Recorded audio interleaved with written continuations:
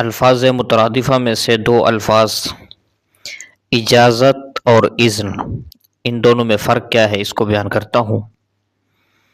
فروق اللغات میں لکھا ہوا ہے کہ بِأَنَّ الْإِذْنَ هُوَ الرُّخْصَةُ فِي الْفِعْلِ قَبْلَ إِيقَاعِهِ، یعنی اذن کہتے ہیں کہ کسی کام کے واقع کرنے سے پہلے فعل میں رخصت دینا، اور جبکہ اجازت کے بارے میں لکھا ہوا ہے کہ وَالْإِجَازَةُ الرُّخْصَةُ فِي الْفِعْلِ بَعْدَ إِيقَاعِهِ، یعنی اجازت کہتے ہیں کہ کسی کام میں واقع ہونے کے بعد رخصت دینے کو۔ تو یہ ان دونوں کے درمیان فرق ہے، یعنی جو اذن ہے اس میں کسی کام کو شروع کرنے سے پہلے اجازت دینا، رخصت دینا، اس کو کہتے ہیں اذن، اور اگر کام شروع کرنے کے بعد کسی کو رخصت دی جائے تو اس کو کہا جاتا ہے اجازت۔